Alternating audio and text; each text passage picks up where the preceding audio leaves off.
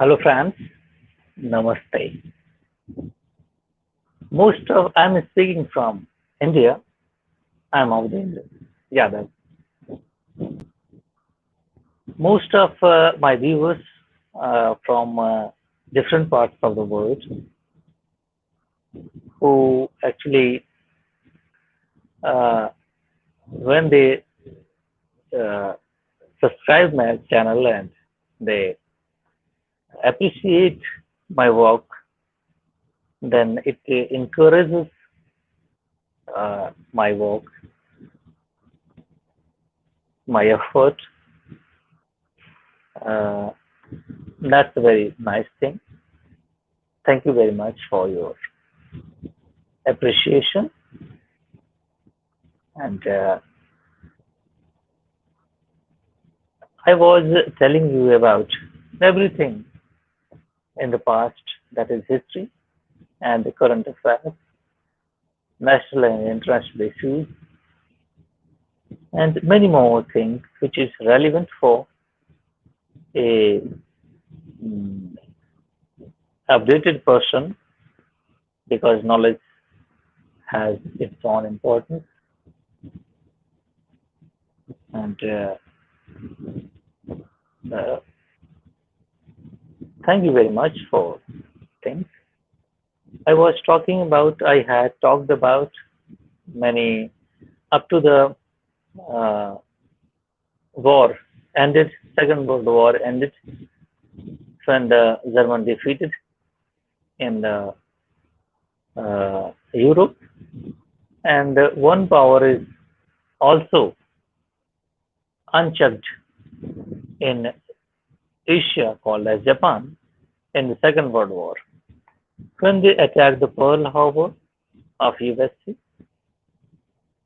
and they damaged their uh, arsenals, heavy attacks on US bases, naval bases, many fighters, just many arms and ammunition they damaged, many forces killed by the Japanese forces.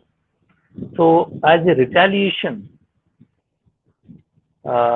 then United States participated into the war because they may be felt that if these powers, the racist fascist powers, is not uh, suppressed by, then a new world order could not be formed. So that's a very nice thing. United States, thanks to the leadership of United States, who took part into the World War that led to the new world order.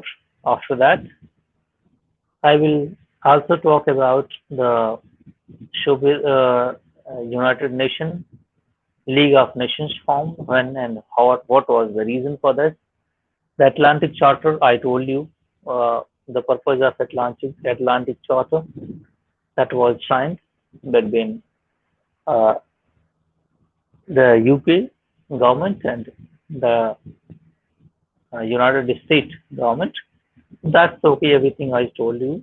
That led to the League of Nations formation and that United Nations form afterwards. So that's the history of the New World Order. But I will discuss in detail the later part of my discussion. But right now, the topic I have come to, that is the surrender of Japan. So the war in Asia and the Pacific continued even after the German surrender in the Europe on 7th May 1945 onwards. Okay, though the had when I say the Allied means the UK and US and Soviet Union to some extent. Okay, the Allied had scored victorious in this region in 1944, but Japan was still strongly entrenched with a huge army in China, Manchurian Korea, and other places. On 6th August 1945, a US aircraft dropped an atomic bomb on Hiroshima, and on 9th August on Nagasaki. These bombs killed over 320,000 320,000 people in these two cities. Japan capitulated on 15th August 1945. On 8th August, the Soviet Union had declared war on Japan. By the end of August, the Japanese armies in Manchuria had surrendered to the Soviet Union, and in Southeast Asia to the British Army, and in China to the armies of Chiang Kai-shek and the Chinese Communist Party. On 2nd September 1945, Japan surrendered and the Second World War was over. That's, I told you, many things, but the fascist movement, that is racial discrimination, was the root cause of this World War. The superiority of Germans, their perceptional superiority of Germans over the other people, and the colonial masters, they extracted a lot of wealth from their colonial estates to fulfill their greeds. But unfortunately, these wars sucked all the money, people, and the humanity greatly suffered because the atomic bomb was dropped. That led to the many people died. Innocent people, they may have not willing to, you know, the participate into the war, but their government were participating into the war. So that's very different things happening. But we must have to accept that the World War III should not be fought into the groupings, the forces that is now acting. I pray for the peace.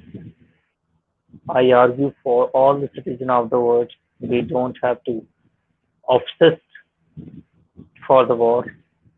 Obsession is not a good thing. We must have to, I think, be in calm, honest, and we have to spread the love and affections that would that would and that should be to bind the people.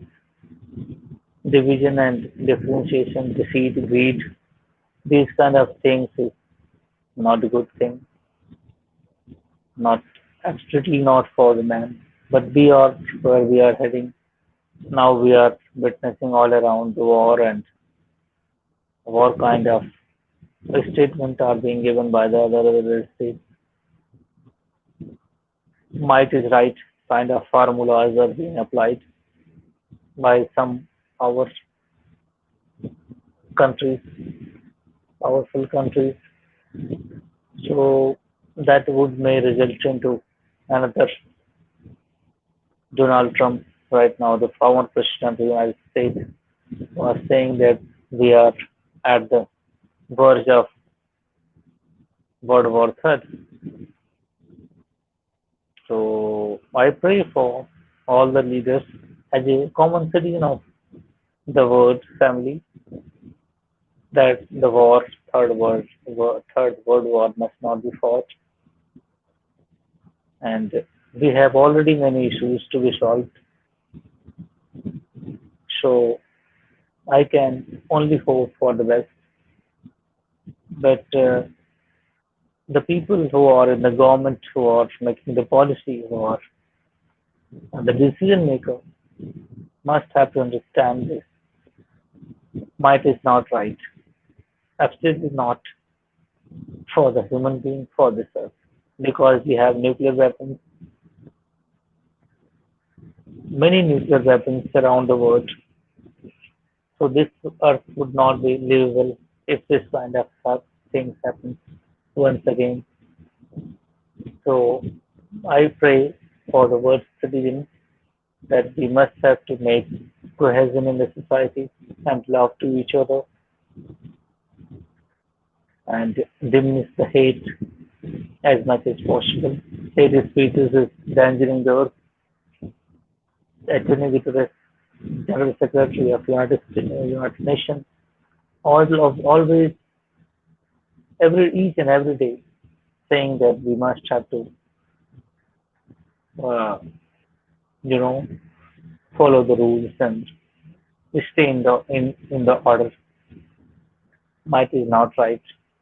Okay, but that's not happening because one side, both sides, if uh, follow anything, then any result we can achieve. If one side is doing might is right, another is arguing for the peace, that is not going to work. Thank you very much. Your like and subscription really inspires me. If you like, please subscribe channel and share with your friends, fellow citizens. I love your appreciation. I value your appreciation, their advice. Thank you very much for your cooperation. Stay tuned, stay connected. Thank you very much.